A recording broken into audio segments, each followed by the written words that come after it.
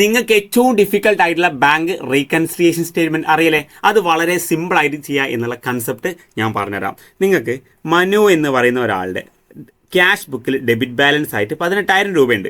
അതിൽ കുറച്ച് കാര്യങ്ങൾ നോക്കിയപ്പോൾ ഏകദേശം 4 കാര്യങ്ങളുണ്ട്.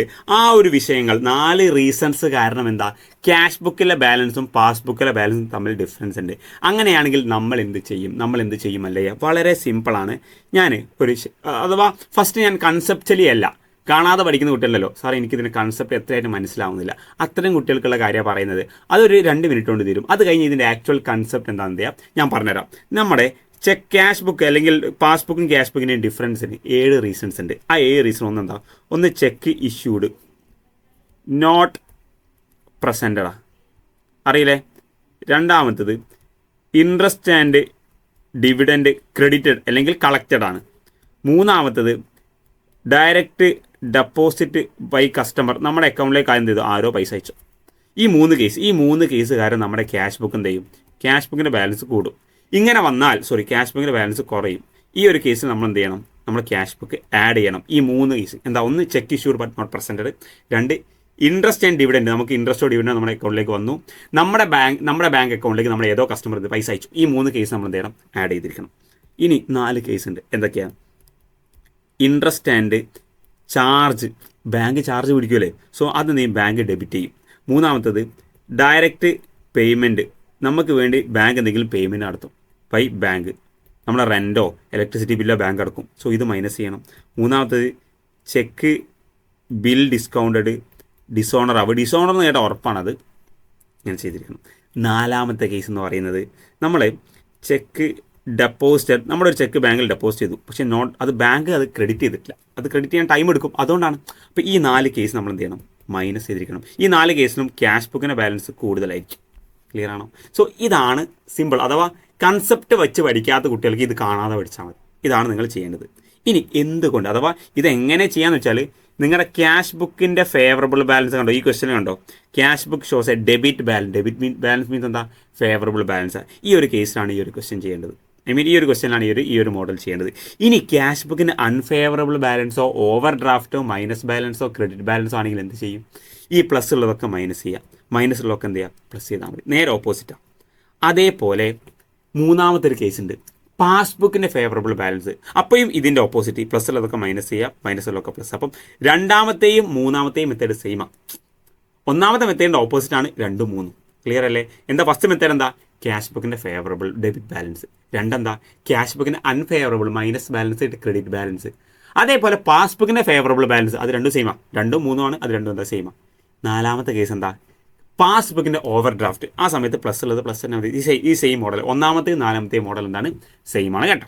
ഇനി കൺസെപ്റ്റ് വൈസ് നോക്കുകയാണെങ്കിൽ അവിടെ നമ്മൾ ആകെ ശ്രദ്ധിക്കേണ്ട ഒറ്റ കാര്യം മാത്രമേ ഉള്ളൂ. കൺസെപ്റ്റ് വൈസ് നോക്കുമ്പോൾ കൺസെപ്റ്റ് വൈസ് നോക്കുകയാണെങ്കിൽ ഞാനൊരു എക്സാമ്പിൾ വെച്ച് പറഞ്ഞുതരാം. നിങ്ങളെ ക്യാഷ് ബുക്കിൽ 1000 രൂപ ഉണ്ട്. ക്യാഷ് ബുക്കിൽ എത്രയാണ്? 1000 രൂപ ഉണ്ട്.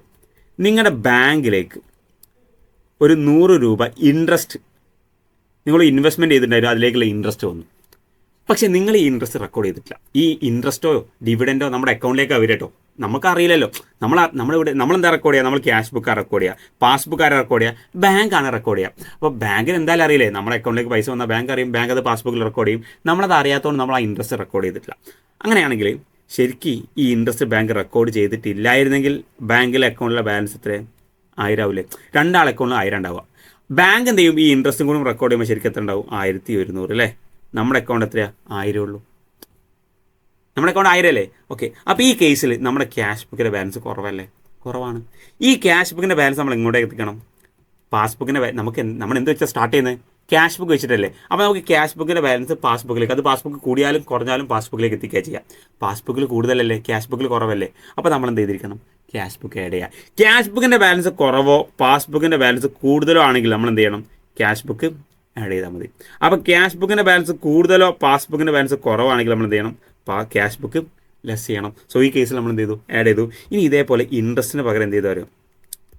നമ്മളെ അക്കൗണ്ടിൽ 1000 രൂപ ഉണ്ട്. നമുക്ക് വേണ്ടി എന്ത് ചെയ്തു? ബാങ്ക് ഒരു 300 രൂപ കറണ്ട് ബിൽ അടിച്ചു. നമ്മളെ വാട്ടർ ബില്ല് 300 രൂപ ബാങ്ക് അടിച്ചു, അഥവാ നമ്മൾ ബാങ്കിനെ പറഞ്ഞു എല്ലാ മാസവും വെള്ളത്തിൻ്റെ ബില്ല് വരും, അത് നിങ്ങൾ നമ്മളെ അക്കൗണ്ട് നടക്കണം, ഞങ്ങൾ അതായത് ഡയറക്റ്റ് അടിച്ചോ, ഞങ്ങൾ ചോദിക്കൊന്നും വേണ്ട. അങ്ങനെ ഒരു 300 അടിച്ചു. പക്ഷെ നമ്മളത് അറിയോ, നമ്മൾ അറിഞ്ഞിട്ടില്ല. ബാങ്കിൽ നിന്ന് പൈസ കുറയില്ലേ, ബാങ്കിലും 1000 ആയിരിക്കും ബാലൻസ്. 300 കുറഞ്ഞ ബാക്കി എത്ര ഉണ്ടാവും? 700. ബാങ്കിലെ ബാലൻസ് എന്തായി ഉണ്ടാവും? കുറഞ്ഞിട്ട് 700 ആയിട്ടുണ്ടാവും അല്ലേ. അപ്പോൾ നോക്ക്, ക്യാഷ് ബുക്കിലെ ബാലൻസ് കൂടുതലവിടെ, പാസ്ബുക്കിൽ കുറവാണ്. അപ്പോൾ നമ്മൾ ക്യാഷ് ബുക്കിൽ നിന്ന് പാസ്ബുക്കിലേക്ക് എത്തിക്കണം. സോ നമ്മൾ എന്ത് ചെയ്യും?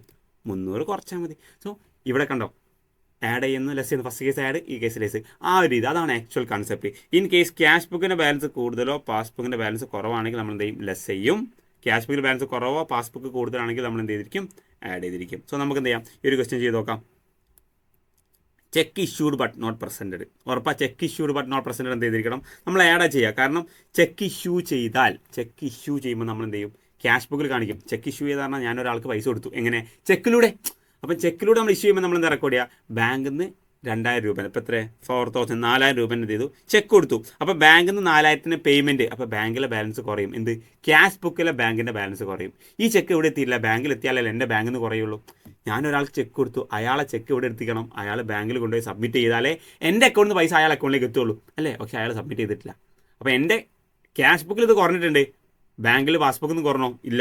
സോ ക്യാഷ് ബുക്കിൽ കുറവും പാസ്ബുക്കിൽ കൂടുതലും അല്ലേ. അപ്പോൾ നമ്മൾ എന്ത് ചെയ്യണം? ആഡ് ചെയ്തിരിക്കണം. ബാങ്ക് ചാർജ് ഉറപ്പാ, ബാങ്ക് ചാർജ് വന്നാൽ ലെസ് ചെയ്യുക. ബാങ്ക് ചാർജ് വരുമ്പോൾ എന്ത് ചെയ്യും? ബാങ്കിലെ പാസ്ബുക്കിലെ പൈസ കുറയും. ഞാനത് അറിയുന്നുണ്ടോ? ഇല്ല. അപ്പോൾ ഞാൻ ആ ബാങ്ക് ചാർജ് റെക്കോർഡ് ചെയ്തിട്ടില്ല, അതുകൊണ്ട് എൻ്റെ കയ്യിൽ നിന്ന് പൈസ കുറയുന്നില്ല. അപ്പം ക്യാഷ് ബുക്ക് കൂടുതലാണ്, പാസ്ബുക്കിൽ കുറച്ചിട്ടുണ്ട്. അപ്പോൾ ക്യാഷ് ബുക്കിൽ എന്ത് ചെയ്യണം? കുറച്ചിട്ട് ഈക്വൽ ആക്കണം. സോ മൈനസ് ആണ്. ചെക്ക് സെൻഡ് മീൻസ് എന്താ? Cheque deposit not collected. അത് ഉറപ്പാണ്, അത് ലെസ് ആണെന്നുള്ളത്. നോക്ക്, ഞാൻ ഒരാൾക്ക് ചെക്ക്, ഞാൻ എൻ്റെ ഒരു ചെക്ക് ഞാൻ ബാങ്കിൽ ഇട്ടു. അപ്പോൾ എന്താ കാണിക്കുക? ബാങ്കിൽ പൈസ വന്നു എന്ന് പറഞ്ഞിട്ട് എന്ത് ചെയ്യും? ചെക്ക് ഡെപ്പോസിറ്റ് ചെയ്തു, ബാങ്കിലെ പൈസ കൂടി എന്ന് പറഞ്ഞാൽ ഞാൻ എന്ത് ചെയ്യും? ബുക്സിൽ കാണിക്കും, ക്യാഷ് ബുക്കിൽ കാണിക്കും. പക്ഷേ ശരിക്കും ഈ ബാങ്ക് ക്രെഡിറ്റ് ആയോ? ഇല്ല, ബാങ്കിൽ ഇത് ക്രെഡിറ്റ് ആയിട്ടില്ല. കാരണം എന്താ? ചെക്ക് ക്രെഡിറ്റ് ആവാൻ സമയമെടുക്കും. സോ അതുവരെ ബാങ്കിൽ എന്താ? പൈസ വന്നിട്ടില്ല. ക്യാഷ് ബുക്കിൽ കൂട്ടി, പാസ്ബുക്കിൽ കൂടിയില്ല. ക്യാഷ് ബുക്ക് എന്ത് ചെയ്യണം? കുറച്ചിട്ട് ഈക്വൽ ആക്കണം. Rent collected credited by bank. എനിക്കൊരു റെൻ്റ് ഉണ്ട് 3500. ആ റെൻറ്റ് ബാങ്കിലേക്ക് ഡയറക്റ്റ് വന്നു. സോ റെൻറ്റ് കളക്റ്റഡ് ക്രെഡിറ്റഡ്, ബാങ്കിലേക്ക് ആ പൈസ വന്നു.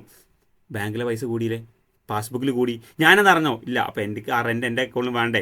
എൻ്റെ അക്കൗണ്ടിൽ വന്നിട്ടില്ല, അതുകൊണ്ട് എൻ്റെ അക്കൗണ്ടിൽ എന്തെങ്കിലും കുറവാണ്. ഞാൻ എന്ത് ചെയ്യാം? ആഡ് ചെയ്തിട്ട് ഈക്വൽ ആക്കണം. ക്ലിയർ അല്ലേ? അത് പ്ലസ് ആണ്, സിമ്പിളാണ്. അപ്പോൾ BRs എങ്ങനെ പ്രിപ്പയർ ചെയ്യുക? എന്ന് പറയാൻ കാണിച്ചു തരാം. Bank reconciliation statement. BRs ഒരു പീരീഡിലേക്കല്ല, ഒരു ഡേറ്റിലേക്ക് പ്രിപ്പയർ ചെയ്യുക. എന്താ ഡേറ്റ്? എന്നാൽ അതിൽ ക്വസ്റ്റ്യൻ ഡേറ്റ് വന്നിട്ടുണ്ടോ? ഇല്ല.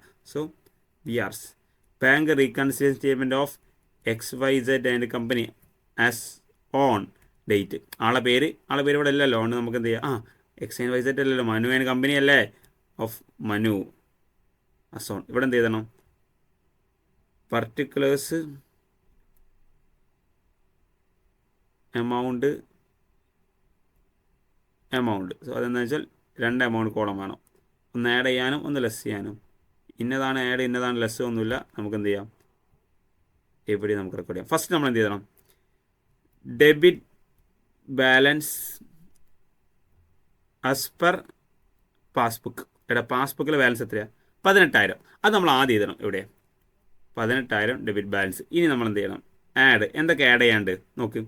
ഫസ്റ്റത്തെ കാര്യം ആഡ് ചെയ്യാനുള്ളല്ലേ, cheque issued but not presented. So first cheque issued not presented. എത്ര എമൗണ്ട്? 4000. സോ നമ്മൾ എന്ത് ചെയ്യും? 4000 അഡീഷണൽ കാണിക്കണം, 4000. രണ്ടാമത്തെ എന്താ മക്കളെ? അടുത്ത പ്ലസ് ലാസ്റ്റാണ്. അപ്പോൾ rent collected 3500. So 4 rent credited 3500. ഇനി നമ്മൾ എന്ത് ചെയ്യുക? ടോട്ടൽ ചെയ്യാൻ പോവാണ്. 22, 25, 500 വരും. ഇനി എന്താ? ലെസ് ഉള്ള ഐറ്റംസ് നമ്മൾ ആദ്യം എഴുതണം. ഇനി മൂന്നാമത്തെ ലെസ് അല്ലേ, എന്താ? Bank charge debited 500. So bank charges 500. Okay, bank charges 500 അല്ലേ. സോ നമ്മൾ എന്ത് ചെയ്യും? അത് ലെസ് ഇപ്പുറം സൈഡിൽ എഴുതും. അവസാനം എന്താണ്? ഒന്നുകൂടി ഉണ്ട്, ചെക്ക് സെൻഡ് ഫോർ കളക്ഷൻ അല്ലേ. അപ്പോൾ നമ്മൾ ഇവിടെ എന്ത് ചെയ്താൽ മതി? ഇത് എത്രാമത്തെ? ബാങ്ക് ചാർജ് ശരിക്കും രണ്ടാമത്തെ ആയിരുന്നു അല്ലേ. സോ ഇവിടെ 2, ഇത് 3. എന്താണ്? Check send four collection. അത് എത്രയാണ് മക്കളെ? ഞാൻ ഷോർട്ട് ഫോം അവിടെ എഴുതിയത് 3000. കളക്ഷൻ 3000. ടോട്ടൽ എത്ര വരും? 3500 അല്ലേ. 3500 2500 കുറച്ചാൽ ബാക്കി എത്ര ഉണ്ടാവും? 25,500. അത് ഇവിടെയും നമ്മൾ 25,500 ചെയ്താൽ 3,500 കുറച്ചാൽ ഡിഫറൻസ് എത്രയാണ്? 22,000. അത് നമ്മൾ സാധാ ലെഡ്ജർ അക്കൗണ്ട് ചെയ്യില്ലേ, രണ്ട് സൈഡും ടോട്ടൽ ചെയ്ത് ബാലൻസ് ചെയ്യുക, ആ ബാലൻസ് തന്നെ. അതിനർത്ഥം എന്താണ്? ഇവിടെ ബാലൻസ് ആസ് പെർ പാസ്ബുക്ക്. നമ്മൾ ക്യാഷ് ബുക്ക് വെച്ചിട്ട് ഇവിടെ ബാലൻസ് പാസ്ബുക്ക് എന്നല്ലേ, balance as per cash book 18,000. Cash book അല്ലേ? Yes, balance as per cash ബുക്കാണ് 18,000 ഉണ്ടായത്. ആ ക്യാഷ് ബുക്ക് നമ്മൾ എങ്ങോട്ടേക്ക് എത്തി? ക്യാഷ് ബുക്കിൽ നിന്ന് നമ്മൾ പാസ്ബുക്കിലേക്ക് എത്തിയില്ലേ? സോ ശരിക്കും ക്യാഷ് ബുക്കിൽ ബാലൻസ് 18,000, പക്ഷേ പാസ്ബുക്ക് എത്രയാണ് കാണിക്കുക? 22,000 കാണിക്കുക. ഇങ്ങനെയാണ് നമ്മൾ എന്ത് പ്രിപ്പയർ ചെയ്യുക? ബാങ്ക് റീകൺസിലിയേഷൻ സ്റ്റേറ്റ്മെൻറ്റ് പ്രിപ്പയർ ചെയ്യുക. ക്ലിയർ ആയില്ലേ? സെറ്റ് അല്ലേ മക്കളെ? അടുത്ത വീഡിയോയിൽ കാണാം. ലൈവിലൊന്നും മറക്കരുത്. All the best.